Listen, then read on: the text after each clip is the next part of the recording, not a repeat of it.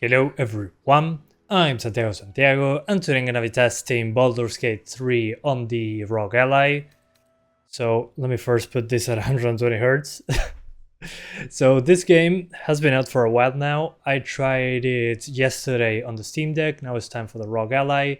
Do not forget to put this at 120 Hz, otherwise you'll have no VRR. So FSR 2.2 quality, use ultra quality if you want to, but I recommend you stick to that one. Settings, model quality on low, medium shadows, medium clouds, high textures, 8 times isotropic, low instance distance, fog quality on medium, detail distance on low, same with animation. And here with dynamic crowds, we disable them because on the Act 3 of the game that I'm going to show you right now, it's pretty demanding when it comes to the CPU. So this is more than 30 hours into the game. You get to Baldur's Gate, yeah, the title of the game, insane. We're right now at 25 watts plugged in. As you can see, it drops some frames here and there. It also depends on the camera position. But this is the most taxing part of the game when it comes to the CPU. The CPU is basically crying, so if you're plugged into the wall, my advice is to stick to 30 watts, let the CPU do some extra work, at least in this specific part of the game. We're playing on 8 resolution, 1080p, do not even think about targeting 60, that's not going to happen on this game, on this section especially. There's parts where there is a possibility of being into the 60s, but it's not for a consistent period of time. Let's leave it at that. This is why I lowered the draw distance and how dynamic the crowds are, because once you reach this area, good luck. The performance is going to tank if those draw distance options are cranked up. And then you enter combat and, well, you know how it goes. So yeah, I wouldn't even lower the resolution in this case below 1080p because you're still going to be at 30s in this location. Again, very far into the game, but it's a part when you're going to spend lots of hours into. You can also increase a little bit the view distance if the popping bothers you, but this should give you basically 30 at native resolution, super sharp. But make sure you're plugged into the wall for those 30 watts, because otherwise the battery will run out rather quickly. If you look at the battery usage, it's going to be quite a bit of usage, probably an hour of battery at most using this wattage. So before I do that, let me show you the least demanding part. So the very beginning of the game, I would say. Here, as you can see, performance is way higher. In some places it's even double what it's on the actual big city, because we're completely GPU bound here. As you can see, we're in the 50s. If you lower to 900p or 720p in this instance, in these early locations, you're probably going to hit over 60. So let me show you that super quick. We're now at 720, and as you can see, we are comfortably over 60. We're using quality FSR, but on the smaller screen it looks okay. This is just as an example. So I'm sorry about the screen tearing, it's my capture card. But as you can see here, it's basically into the 60s. We don't have a problem when it comes to CPU usage. It's super smooth. But as soon as you step into the city, good luck, comrade. Which again is tens of hours ahead when it comes to getting to Baldur's Gate. It's more than 30 hours, I think, to get to that point. So at the beginning, maybe you want to play at 720 or performance FSR on 1080p. But I mean, this game, not being real-time combat, to say it in some way, in my opinion, it doesn't matter much that if it's reaching 100 FPS, 60 or 30. Of course, more than 30 will look way smoother. But when it comes to gameplay, I mean, you're pointing at stuff and take turns, so it's not like you need that responsiveness. Alright guys, welcome back. Now on the smaller screen, we're at 720p, 120 Hz, 20 watts. Because in this game, the difference between 18 watts and 20 watts on the APU makes a huge difference. It's 70 FPS versus 62. And I mean, at 720p, even with FSR on quality, FSR 2.2, the game looks pretty good. Again, this area is the very beginning. It's not taxing at all in comparison to Act 3. We're more GPU limited actually than CPU, which is good because tweaking the resolution, it's a good way to increase performance. I'm going to skip all this. So you can get 60s, but not in the big city. But again, the big city is very far into the game, so maybe you want to play at 60s here, so stick to 720.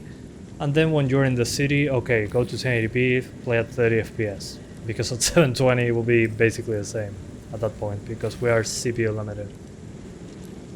So anyway, let's jump into the city once more and see what happens at 720p. Alright, so now we're at the city at 720p. As you can probably notice, we're into the 30s, just like when I showed you 1080p, sometimes even worse.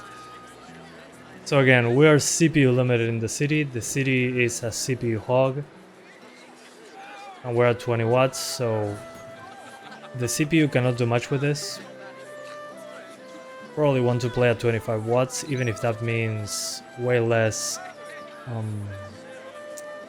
battery life, at least in these locations.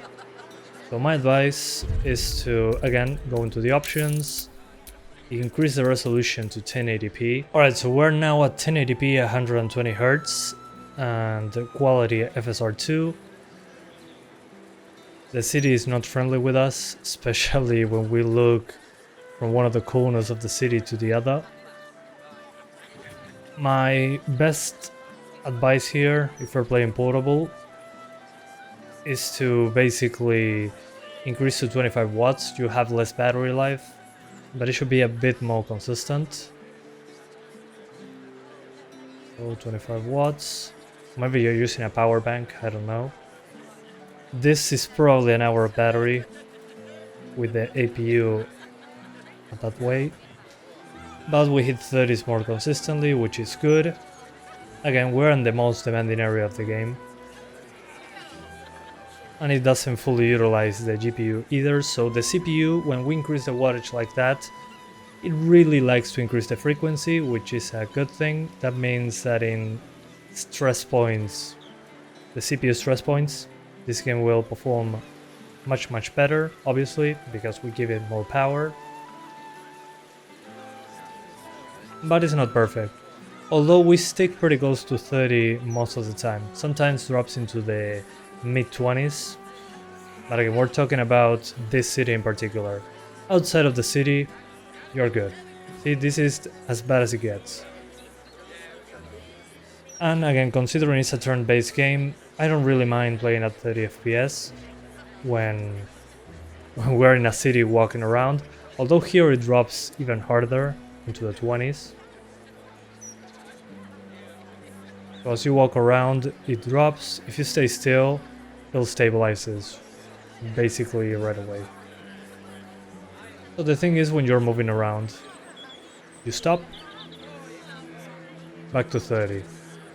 So it's streaming data very quickly when you're walking around. So would I recommend it on the ROG Ally?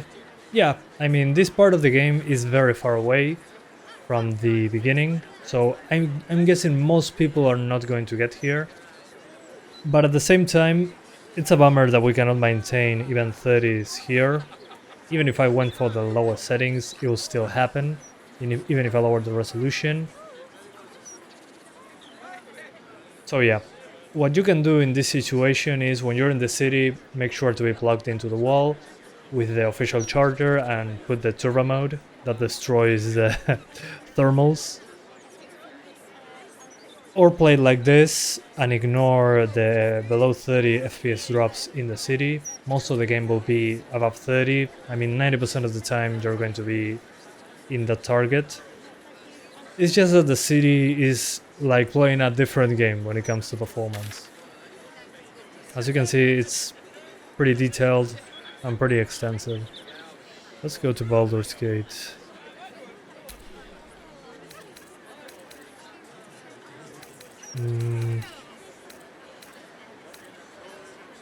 Let's go to a temple, let's see what happens.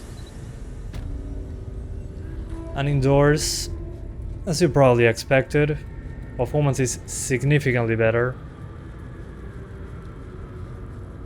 So it's just a city issue. I would still recommend you play it on the ROG Ally. At 25 watts portable, and if you're not playing portable, plug it to the wall, 30 watts, enjoy your life, basically. If you don't mind basically an hour of battery, put it at 25 watts. If you want more battery life and don't mind some extra drops, put it at 20 watts. It does make a difference. So you get worse performance at 20 watts, but it's good enough to play the game, and you get more time on the go, maybe an hour and a half of battery.